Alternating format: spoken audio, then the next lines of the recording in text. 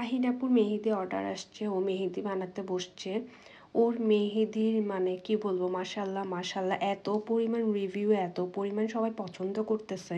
এখন মানে শুধু চট্টগ্রাম না, ঢাকার বাহিরেও কিন্তু অর্ডার আসতেছে আলহামদুলিল্লাহ। তো রাতে বসে বানাতে, কারণ সারাদিন টাইম পায় না, অফিস এগুলো নিয়ে ব্যস্ত থাকে, এই কারণে আমি এদিকে জাস্ট একটা ভিডিও নিলাম স্লো মোশনে। বিশ্বাস করবেন না, এত সুন্দর, এত স্মুথ হয়েছে মেহেদিটা। আর যারা ঈদের জন্য অর্ডার করতে চান সেক্ষেত্রে তাইন্স মেহেদিতে অবশ্যই অর্ডার করে দিবেন, কারণ ঈদে অনেক বেশি রাশ থাকবে। অলরেডি ঈদের অর্ডার অলরেডি চলে আসতেছে। তো সামনে তো ঈদ, আমরা সবাই চাই হাতটাকে ভালোভাবে রাঙাতে, ভালো একটা মেহেদির পেজ খুঁজি অর্গ্যানিক। আর যেহেতু আমরা সবাই এখন কিন্তু অর্গ্যানিক পছন্দ করি সচরাচর, তো সেক্ষেত্রে নিজের হাতকেও কিন্তু বিভিন্ন কেমিক্যাল থেকে রক্ষা করার জন্য অবশ্যই আমাদের উচিত হচ্ছে অর্গ্যানিক মেহেদি ইউজ করা। সো যাই হোক, আমরা হচ্ছে অনেক দিন ধরে কক্সবাজারে আচার খেতে ইচ্ছে করতেছিল। এই দিন মেহেরাজ কক্সবাজার গেছে, ও আমাদের জন্য আচার নিয়ে আসছে। বিশেষ করে ঝাল আচারটা দেখে এত ভালো লাগছে। এই ঝাল আচারটা অনেক মজা, ঝাল ঝাল লাগে। 555 স্কুল লাইফে থাকতে অনেক ঝাল আচার খেতাম, পানি দিয়ে খেতাম, বা হচ্ছে আমরা অনেক মজা করে খেতাম, দেখে আসলেই ভালো লাগছে।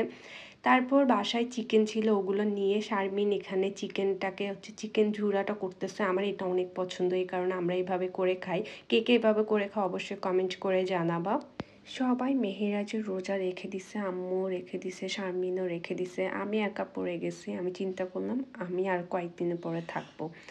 তারপর যে কথা সেই কাজ, সেদিন পুডিং বানানো হয়েছে, তাহিন আপু পুডিং বানাইছে। মধ্যরাতে আমাদের ইদানিং পুডিংকে খেতে ক্রেভিং উঠে ভাই, কেন জানি না।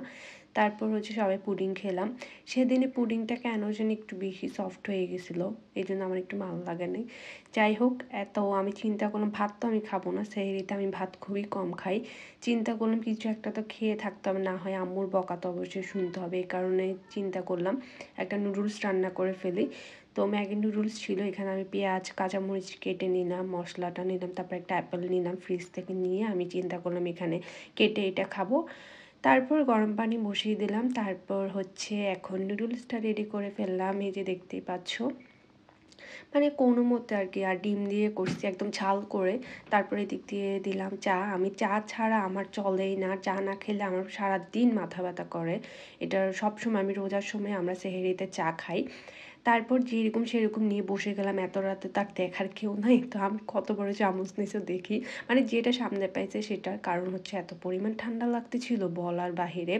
যেহেতু এটা খেয়ে আমি আবার তোমার নামাজ পড়তে যাবো, এই কারণে চিন্তা করলাম কোনো মতে খেয়ে নিই। এখন আমার সাথে আবার শারমিন জেগেছিল, আমি আর শারমিন নুডলস খাচ্ছিলাম। তাহিন আপু তো বেখবর ঘুম।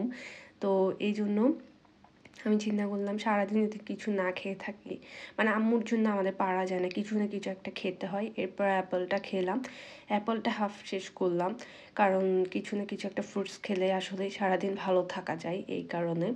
তারপর খাওয়ার পর আমার সবচেয়ে ইম্পর্ট্যান্ট পার্ট, এটা হচ্ছে আমার চা। ভাই এই চাটা আমার কী যে শান্তি দেয় বলার বাহিরে। এভাবেই করে হচ্ছে রমজানগুলো কাটালাম।